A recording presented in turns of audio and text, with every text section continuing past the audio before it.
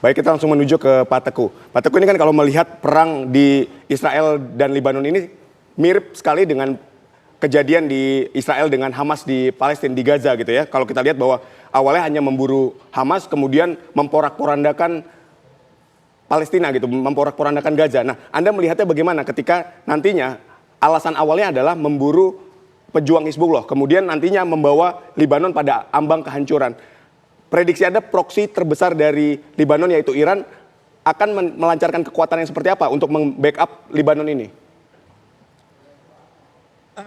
Iran tentunya memiliki skenario ya, tapi sebelum skenario ini dibuat itu sudah ada komitmen dari kepala negara Iran Ayatollah Khamenei dan juga Presiden Iran yang intinya adalah Iran sudah siap untuk itu, dan seperti kita lihat sama-sama dalam beberapa jam terakhir Iran sudah melakukan tes nuklir kalau tidak salah di kota ketiga terbesar, dan patut diduga Iran tidak main-main dengan itu. Dan untuk itu Iran tentunya mempersiapkan langkah-langkah pertama, memperkuat proksi yang sudah ada di Lebanon.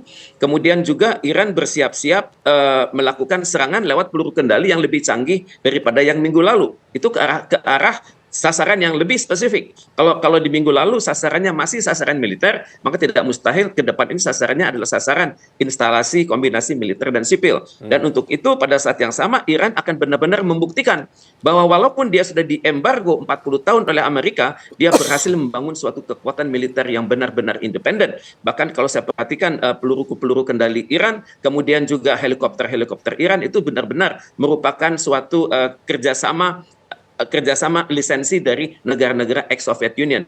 Ini belum dikeluarkan begitu.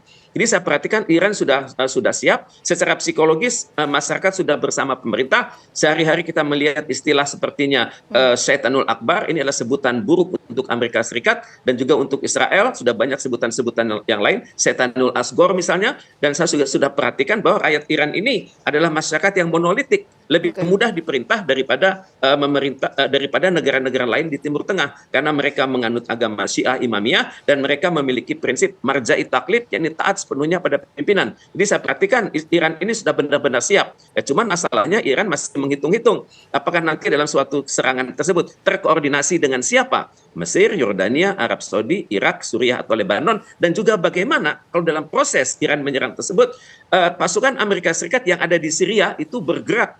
Ada 8.000, pasukan Amerika Serikat di Jordan jumlahnya 3.000, pasukan Amerika Serikat di Saudi jumlahnya 3.000, di Irak ada 16.000, dan Irak ini berbatasan dengan Iran. Tidak mustahil pada saat Iran mengeluarkan panzer maupun tank maupun mandala tempur lainnya, terdapat serangan balik yang muncul dari Irak di mana terdapat 16.000 personil Amerika Serikat. Di Kuwait ada 13.000, di Bahrain 700, dan semua ini sudah on standby begitu. Dan tentunya ini tidak dibukakan kepada publik. Di Qatar ada 13.000, di Uni Arab Emirat ada 5.000, dan di Oman dan ada 800. Dan pangkalan tersebut adalah darat, laut, dan udara. Dan ini yang tampaknya masih diwaspadai oleh Iran. Jangan sampai dia mengarahkan serangan langsung kepada Israel, tapi di tengah jalan dia dihadang oleh tentara Amerika Serikat yang ada di sekitar dia sendiri. Oke, Iran telah bersiap tapi masih wait and see ya untuk melakukan penyerangan dan lain sebagainya. Kita menuju ke Pak Cepi. Kalau memang Iran ini sudah bersiap, Pak Cepi, lantas bagaimana untuk eskalasi pertarungan di Timur Tengah ini? Seberapa besar sih pengaruhnya dengan ada pertarungan ini atau perang ini? Ya, perang sekarang ini sudah perang total ya, war among the nation. Jadi apalagi di Timur Tengah.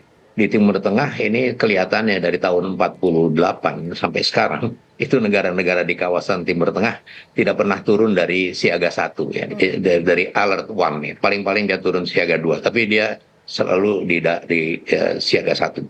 Artinya adalah semua perkembangan itu dimonitor oleh negara-negara yang terlibat langsung atau tidak langsung dalam konflik seperti ini. Itu sebabnya Iran punya hitungan-hitungan tersendiri ya. Kenapa pada waktu dia diserang dia diam aja, terus pada waktu ada waktu-waktu tertentu tahu-tahu dia nyerang Israel dan sebagainya. Itu adalah kalkulasi-kalkulasi dari eskalasi dinamika konflik yang terjadi di Timur Tengah. Iya. Nah, kalau kita berbicara tentang senjata nuklir, setelah Perang Dunia Kedua, senjata nuklir itu sudah menjadi trump card. Ya.